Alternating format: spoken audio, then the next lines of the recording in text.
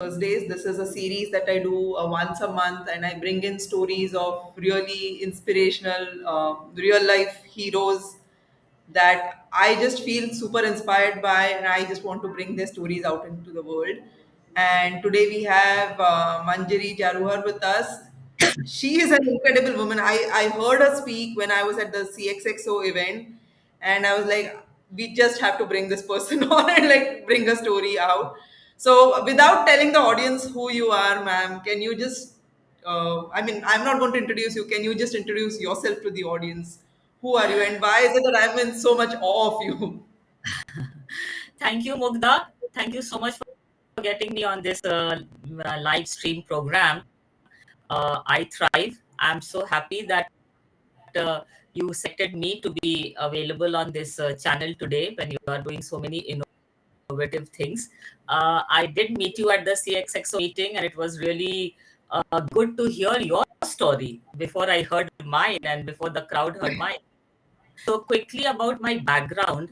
Uh, for everybody else became an IPS officer in 1976. That is an Hmm. Indian police service. I joined in 1976. And since then, I have been in the police force. But my career has been interesting to a lot of people because I was never brought up to be a police officer, brought up to be a housewife. Right. So my mother and father trained me into every kind of skill a housewife would require. And the whole idea was to get a good groom. And I was married at a very young age, and I had no understanding of what really marriage was at the time. I was just in BA part one. I was doing studying undergrad. So I qualified for I got into the university, and very soon, within 6 months, I was married. And within a year and a half, my marriage had failed. Still don't know why. I have written about it in the book also, why it failed, why I was married so young. But parents decided everything for you in those days, and it was Right. similarly for me. Having got into the IPS, I would like to tell you that in those days there were hardly any women. We had Kiran Bedi in 1972, and then every year there was one. And in 1976, when I went to join the IPS, six girls had joined. So the training is very rigorous, and in the course of the conversation, we can talk about the training in detail. But having completed this training at par with the men, there is no difference between a training of an IPS lady and a male officer. I Mhm. went back to the state of Bihar to start my training there. And that is when the pushback started happening. They Okay. didn't want me. The DG didn't want me, and he wanted me. He said that Kiran Bedi is working in Delhi. How can I post you in Bihar? It is such a difficult state. So 6, 7 years, it was a real pushback, not wanting me to be doing any field job. And after much cajoling and going on pressing, I was given a subdivision and a district, which is very important for a police officer. If Hmm. you do not do a field job, you can never hope to be a successful officer later on. You'll become a pen pusher doing only table jobs. And then suddenly I was selected for the National Police Academy by Mr. Julio Ribeiro, who since then has been my mentor. I think it was just my hard work and my luck that I was selected. And once I went to the police academy to train IPS officers, it was suddenly a very big change for me. It expanded my horizon, it flowered me. I got into training of about 5 to 600 IPS officers over 5 years. And then after that, I never looked back. I came back to the state. I was a DIG Patna, and then I did several stints in the government of India. I was recalled I served in the paramilitary forces. Then I was recalled when the new state of Jharkhand was created. I worked there. It was a huge experience to start working in a new state. Everything was from scratch. Then again back to the government of India, and then retired in 2010 from there as special DG of the CISF, the Central Industrial Security Force, which you would have seen at all the airports and public Airports services. here. Yeah.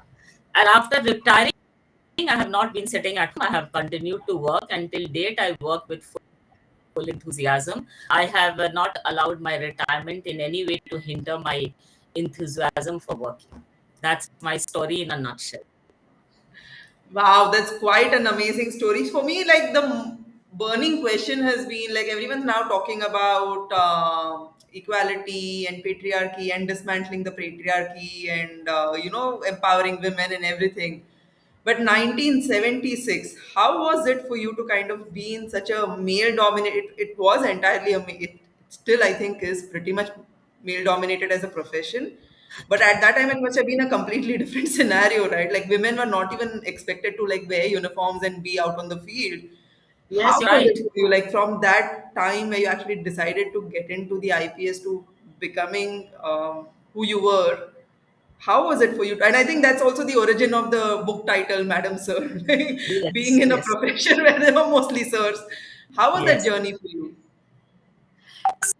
So when I qualified, yes, everybody in the family was quite shocked, and they were wondering whether I would really join the IPS. My father was totally against my joining, but I was now determined that I should stand on my own feet and I should not allow somebody else to be sort of taking all the decisions in my life.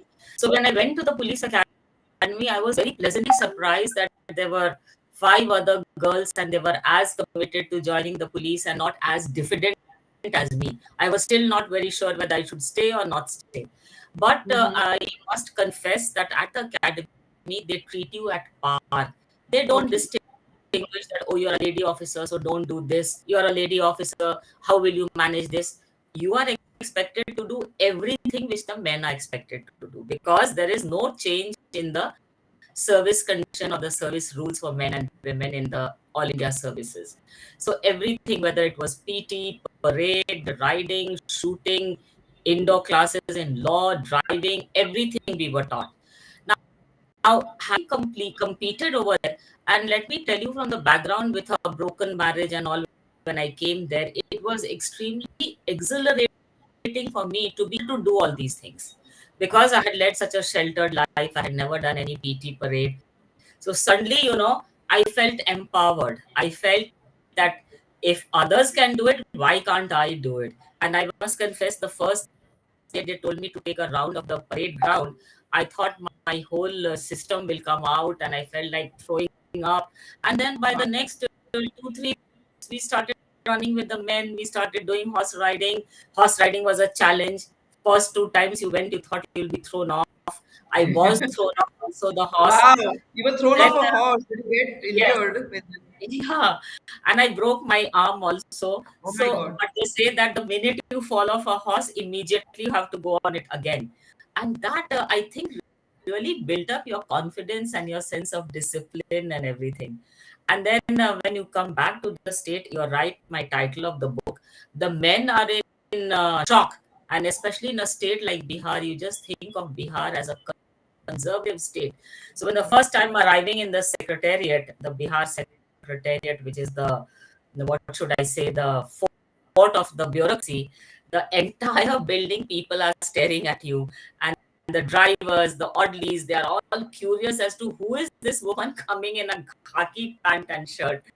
And at that time, I have written in the book also that you wanted down to open up and somehow you could enter that place. So it was very tough. And I've written that you felt like a fish out of a fish in a glass bowl. Everything is sort of visible.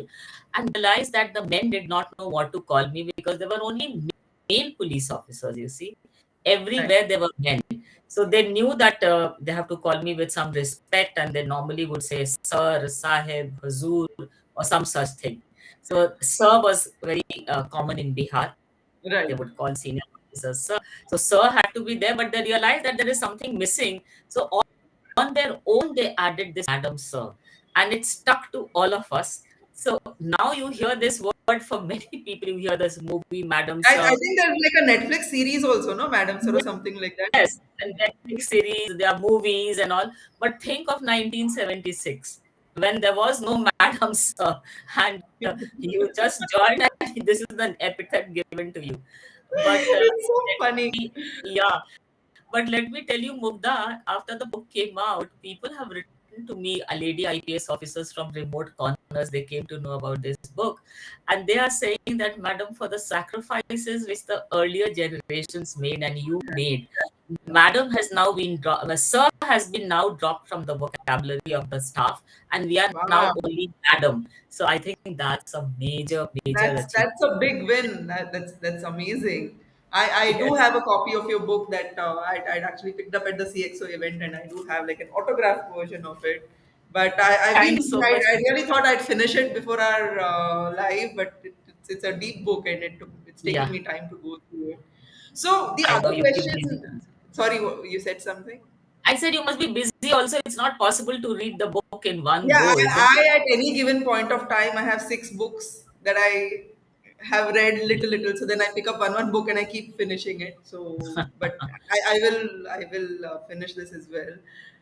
The other question I really had for you also was because, see, you're known for someone with a lot of integrity.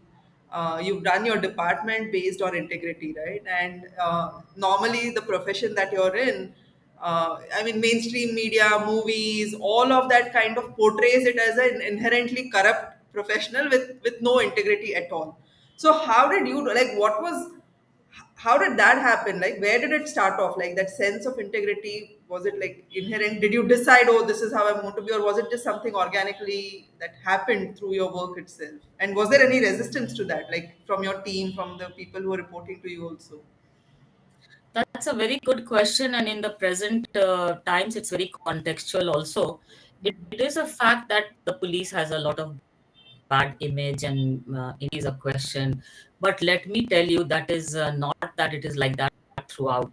There are honest police Sure. officers and state officers, police officers, and they are the people who are holding the country together, managing whether it is J&K or the border states or the Northeast. Unless you had some really confident and straightforward police officers, you will not be able to handle this vast Yeah. country with so many uh, different kind of problems. So very early in my career, I think it was basically in the sixth or seventh year of my career, in the early years, that I was taught a lesson in how you have to stick to integrity and what can go wrong for you. Oh, And that okay. was the famous Bhagalpur blindings.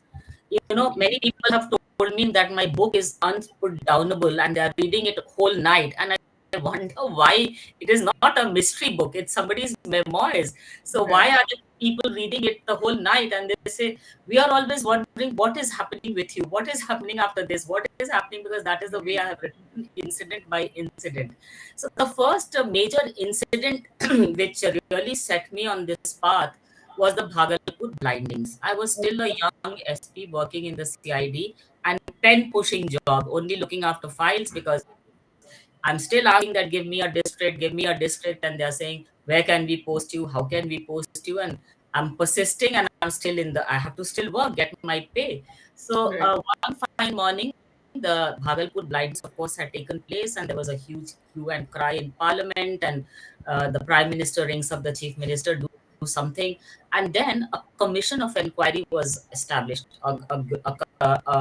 A committee was made, not a commission, but a committee was made to go and inquire into this Bhagalpur blindings. Who had done the blindings and why was it sort of so popular among the public? The public had endorsed the Bhagalpur blindings. And you know what they had done in the blindings? The police force had picked up criminals, gouged out their eyes, and poured acid in their eyes. So these people would learn a lesson for a lifetime. That is Okay. not a right thing to do. Right. So I was picked up because I didn't have much work, but I was good at report writing all. So the DIG who was in charge of this and the IG decided that I should form part of this committee. So there were two young SPs. One was senior to me and the DIG. We went to Bhagalpur. Let me tell you, when I arrived at Bhagalpur, and when we were getting down from the plane, there was a lot of agitation against us, saying that Okay. go back. And the public was very supportive of the local police.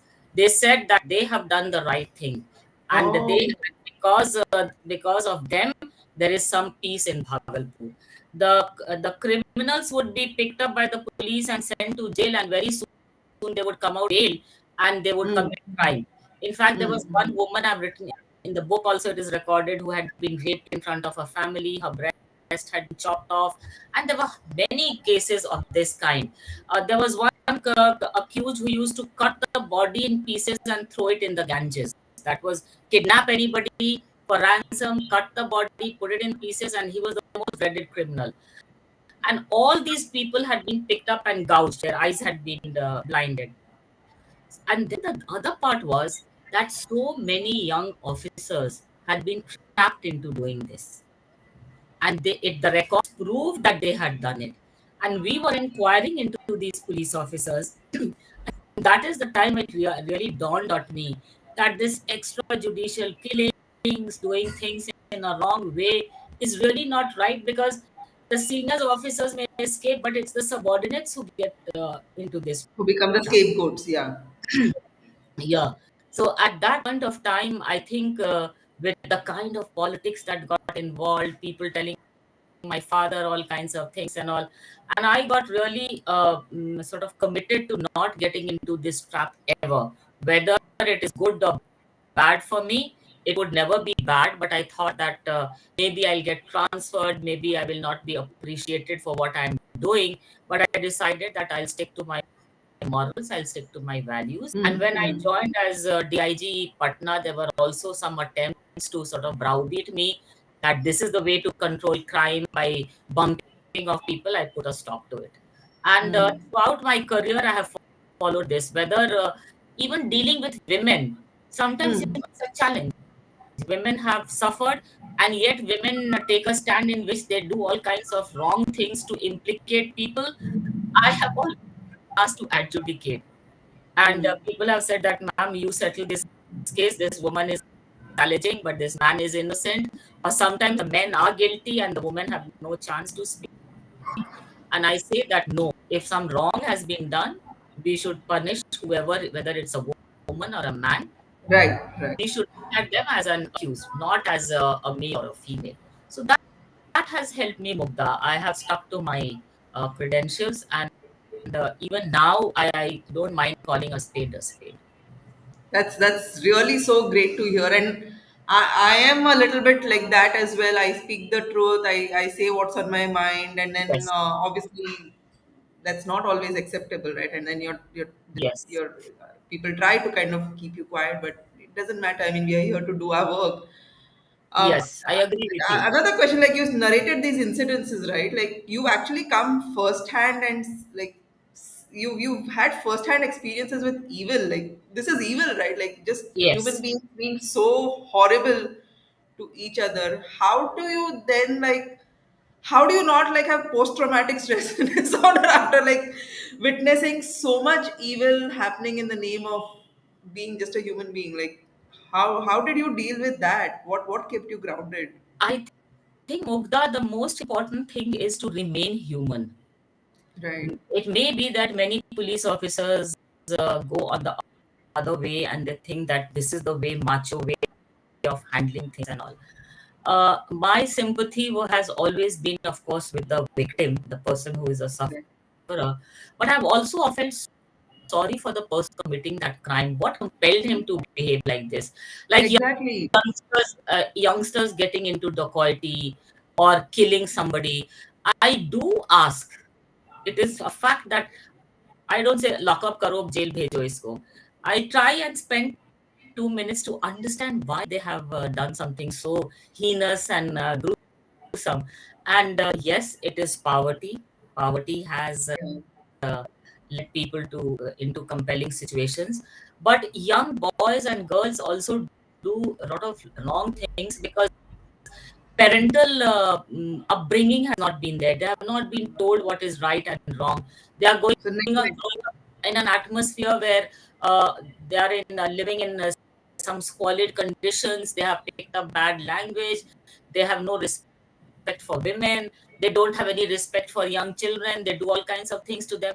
So that background, I feel, is necessary for a woman police officer or a male police officer to understand from where they are coming.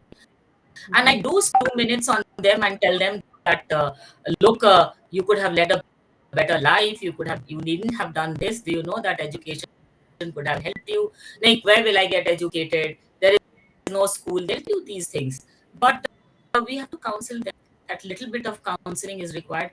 And let me tell you, it is traumatic dealing with them. You keep thinking about some of these cases again and again.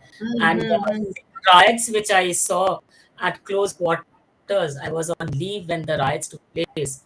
And when I came back, so many families had lost near and dear ones, and their homes were ravaged. That used to break me down very often. Yesterday, to see children becoming orphans, parents losing children, losing their near and dear ones, those were very traumatic. And I think all of us go through that phase. It is good to go through and feel, I think, good to be Yeah, human. Good to it's be good human. to feel and be human. I think that's where the compassion and empathy comes from. Because if you had switched off the feeling aspect of it, you would have Yes, just gone into this robotic yes. way of policing people, I think. And I No, think that's what happens to. I always tell women police officers when they say that, ma'am, how are you so feminine? I say that being feminine doesn't stop you from being firm and honest Yeah, and straightforward yeah. and doing your job sincerely. So, if you are a good police officer, you should be also feminine. If you are a woman police officer and you are rated as good, then please retain your femininity and bring that to the force.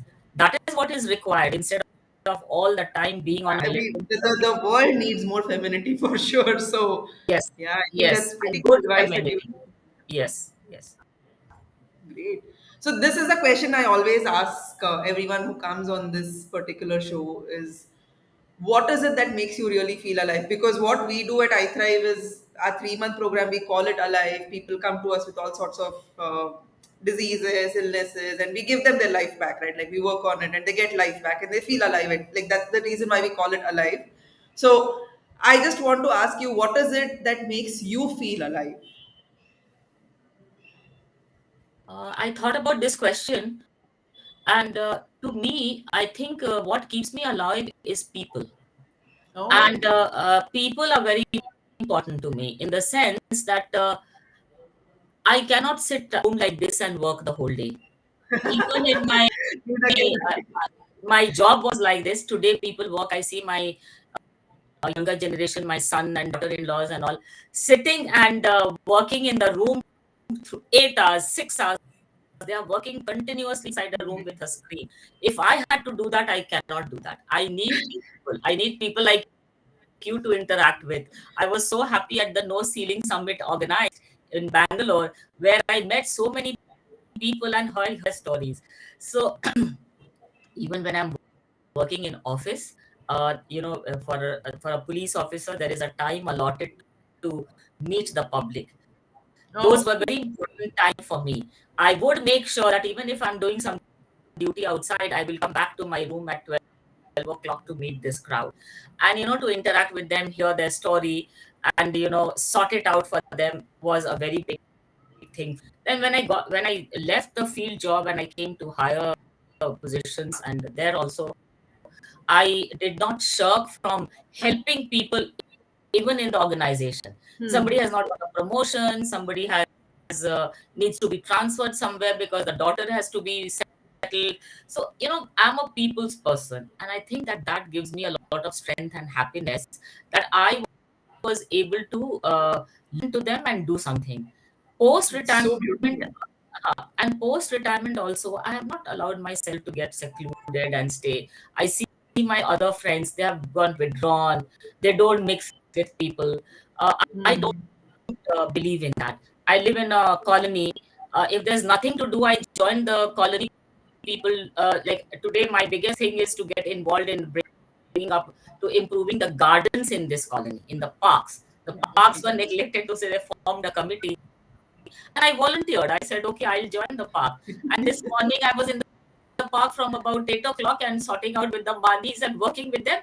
Came back, had a good bath, and then I'm sitting before you. Yeah, So I for don't me, think someone like you, until your last breath, I don't think you're going to be like in one room, quiet, like just. and thank God, Mugdha, and I hope I'm not put into that situation that I ever have to Oh, be you sitting want, you behind. want. Yeah, No, yeah. I think you So carry inner intent as well as enough goodwill from all the people you help that will ensure that you are like up and yes, alive until the last minute working with people.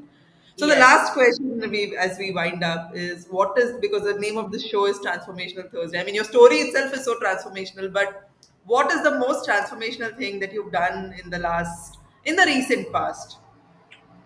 So joining the police itself was a transformational thing. So Right. there I would like to tell your viewers that never hold yourself back. Hmm. You know, if you had a bad experience, it not always be with your partner. It could be with anybody. It could have been with your parents or your child or anybody. Don't carry that bitterness or that despair, frustration forward. Look ahead in life, move ahead in life. That I think has is something which was really transformational. And take charge of your life. Don't always let your husband or your children or everybody dictate to you. You Correct. can make a difference even if you're a housewife and you're not going out and work. But if you are going through a phase where you're feeling bad about something, come out, discuss this with friends, colleagues, or anybody you trust, your mother, your father. Don't hold it back. Come out, discuss things, and move ahead in life. And don't ever carry this burden that this is what has happened to me, that is why I am like that. No, you are like that because you wanted to be like that. You can be a person who can Saying it like it is, right? Like calling us spade. I uh, know, like sometimes I work with people as well, and then there's so much resistance to change, and there's so much like desire to yes, just be the victim and just blame the world around you. When if you could join the IPS in 1976, and if you can do the work you're doing, because you do a lot of different stuff now, right? You're no longer, I mean, yes, you retired from the, what yes, is it that you're doing now? But if you could do that, then everyone is capable of that same yes, change. yes. I was picked up with TCS, a Tata Consulting Services, to act as an advisor on all kinds of homeland security issues, basically dealing with women, their security, their gender Ah, issues, etc. Now, when I retired in 2010, I just had a desktop on my table. I hardly would use it because we were still doing files. Files hmm. would come piled up and all. Now, when I joined TCS, I had to relearn everything. Nothing could move without a Yeah, laptop. And on a laptop, you can reach anywhere in the world. And I had yeah. to relearn. You could not enter an office without having your name tag. Now, that is a simple learning. If I did not carry my name tag, I could not enter any office. And what was there? Versus how it was before, when you were in that position of power where like you could just walk into Nobody any. would stop you with your Yeah. IPS and your name here and your stars. Any office you will open, the door will open from you. Right. But here, the Yeah. door doesn't open because you are no longer an Such a IPS. contrast. Oh my God. And you had to do, I mean, you spent your most of your life with open Yes, doors everywhere. And then now there was just yes, like a digital card that was getting in the way. yeah. And then I was working with Mr. Julius Ribeiro on his on piracy of music, which I did not Okay. know what it was all about. He said that no, we want you to help me with that. For Okay. 6, 7 years, I was working that. So I have continued to work with all kinds, and my biggest passion is to go to a woman's institution, whatever it could be, and talk there. I never ever hesitate, whether it is a school to do a prize distribution or go to a college and talk about International Women's Day celebration or anything. I will go there. I will go and find time, and I think that I must give back to society whatever I have earned. So to the viewers, I really want to do say that you can transform yourself at any point in your career, in your life, I would say, not only your career, in your Yep. life. Yep. And Mugdha, I'm sure you are seeing so much more that how people are coming alive after something has happened to them, Yep. or even from the home or wherever they are situated, they are doing so many innovative things. So you have to give yourself a chance, and please do not dwell on the past and your frustration. Look forward to how you can change. Go and talk to your neighbor. If you're confined to the house, at least meet your neighbor and see what she is doing. But there are people who will not move out of the door of their own flat. I Or think the lockdown made it worse, Manjari, because that fear that yes, people kind of got, and that they got used to the isolation, right? yes, 2 years of like just being at home, ordering everything online, not going to stores. Like I actually have a lot of fun even when I go grocery shopping, yes, of because course. when I go and drink nariyal pani, for example, there's a small boy who's cutting the nariyal pani and giving, like his dad and he are there together. So I asked that boy once, "What do you want to do?" He said, "Mujhe judge banna hai." And you Oh, know nice. that statement. Then I went deeper, and then now there's a relationship formed with that family also because his dad's brothers and somebody they are lawyers, and then this kid had asked them that who is your boss. The lawyer said the judges are boss, so he wants to become the boss of his uncles, right? So Who knows? Who knows? He will one day. yeah, he might The like it's so possibility. strong, right? But that's what like you go out, you talk to people. Everyone is a galaxy of stories, right? So it's Yes, fun. yes, yes, yes, yes. And So yes, women I become think super resistant to going out. They yeah. become resistant to going and talking. And yes, the lockdown has impacted a lot of people. That Yeah, is yeah. true.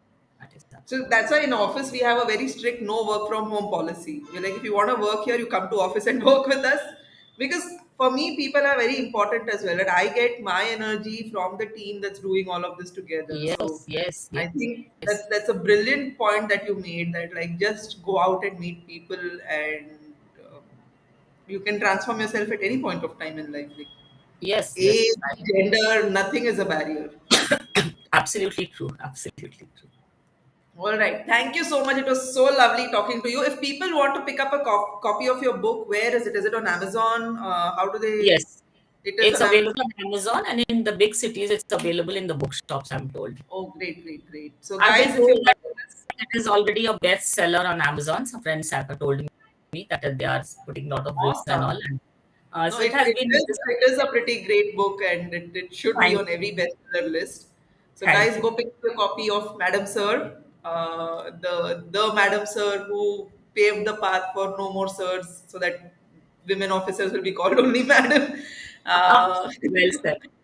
yeah, but thank you so much for being here. Your story, as always, every time I speak to you, something new I learn, and it was great, great having you here. All right, thank you so Thank you. much. Thank you, Have a Mugdha, great so day. much. And thank you to your team also. Thank you. For sure. I'll pass on your thanks to Prasad as well because he's the one who really helped coordinate this. Yes, yes, yes. All right. Thank you so much. Bye bye. Bye.